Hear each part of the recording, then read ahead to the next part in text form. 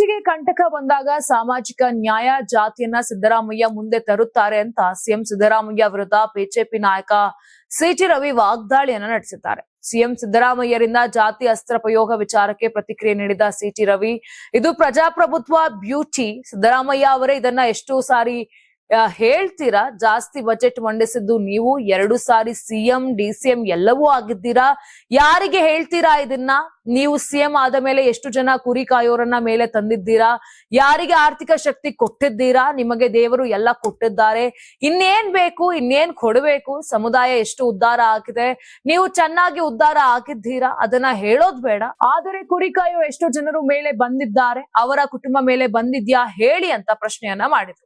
ಈಗ ಸಿದ್ದರಾಮಯ್ಯ ದಲಿತ ಸಿಎಂ ಅಂತ ಮಾತನಾಡುತ್ತಿದ್ದಾರೆ. ಪರಮೇಶ್ವರ್ ಅವರನ್ನ ಮಾತನಾಡಿಸಿ 2018ರ ಚುನಾವಣೆಯಲ್ಲಿ ಸೋಲಿಸಿದ್ದು ಯಾರು ಅಂತ ಕೇಳಿ, ಕೆಪಿಸಿಸಿ ಅಧ್ಯಕ್ಷ ಆಗಿದ್ದ ಪರಮೇಶ್ವರ್ ಸೋಲಿಗೆ ಷಡ್ಯಂತ್ರ ಮಾಡಿದ್ದು ಯಾರು ಕೇಳಿ, ಅವರ ಸೋಲಿಗೆ ಕಾರಣ ಯಾರು ಅಂತ ಕೇಳಿದ್ರೆ ಯಾರು ಸಂವಿಧಾನ ಪುಸ್ತಕ ಹಿಡಿದು ಮಾತಾಡೋರು, ಬಸವಣ್ಣ ಕುವೆಂಪು ಬಗ್ಗೆ ಮಾತಾಡೋರು, ಸಾಮಾಜಿಕ ನ್ಯಾಯದ ಬಗ್ಗೆ ಮಾತಾಡೋರು ಷಡ್ಯಂತ್ರದ ಭಾಗ ಆಗಿದ್ರು ಅಂತ ಅವರ ನೋವಿನ ಕತೆ ಹೇಳ್ತಾರೆ. ಅವರ ನೋವಿನ ಕತೆ ಕೇಳಿದ್ರೆ ಯಾವ ಕಾರಣಕ್ಕೆ ಯಾವ ಹೆಸರು ಮುನ್ನೆಲೆಗೆ ತರುತ್ತಾರೆ ಅನ್ನೋ ರಾಜಕೀಯ ಮರ್ಮ ನಿಮಗೆ ಅರ್ಥ ಆಗುತ್ತೆ ಅಂತ ಸಿಎಂ ವಿರುದ್ಧ ಕಿಡಿಕಾರಿದ್ರು. ಇನ್ನು ಬಿಜೆಪಿ ಶಾಸಕ ಚಂದ್ರು ಲಮಾಣಿ ಲೋಕಾಯುಕ್ತ ಟ್ರ್ಯಾಪ್ ವಿಚಾರಕ್ಕೆ ಪ್ರತಿಕ್ರಿಯೆ ನೀಡಿದಂತ ಸಿಟಿ ರವಿ, ಪ್ರಕರಣದ ಬಗ್ಗೆ ತನಿಖೆ ಆಗ್ಲಿ, ಸತ್ಯಾಸತ್ಯತೆ ಹೊರಗೆ ಬರಲಿ. ತನಿಖೆಗೆ ಮುಂಚೆ ನಾವು ಅವರಿಗೆ ಕ್ಲೀನ್ ಚಿಟ್ ಕೊಡಲ್ಲ, ಅವರನ್ನು ಅಪರಾಧಿ ಅಂತಾನೂ ಪರಿಗಣಿಸಲ್ಲ.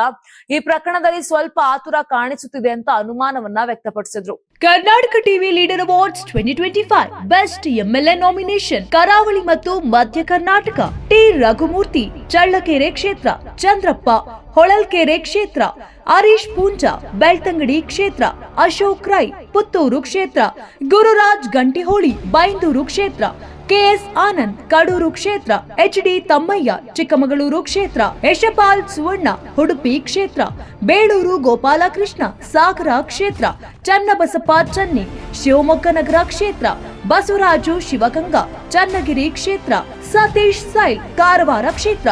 ಕರ್ನಾಟಕ ಟಿವಿ ವಾಟ್ಸ್ಆಪ್ ಚಾನೆಲ್ ಮೂಲಕ ವೋಟ್ ಮಾಡಿ ಹಾಗೂ ಇವರಲ್ಲಿ ಬೆಸ್ಟ್ ಎಂಎಲ್ಎ ಯಾರು ಕಮೆಂಟ್ ಮಾಡಿ.